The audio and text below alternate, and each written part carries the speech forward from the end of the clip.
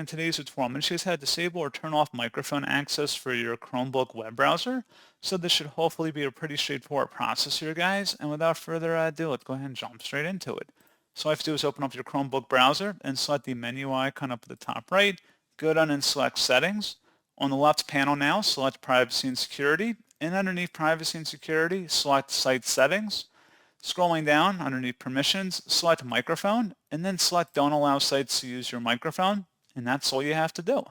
So, pretty straightforward process, guys, and as always, thank you for watching. I do hope that was able to help you out, and I do look forward to catching you all in the next tutorial. Goodbye.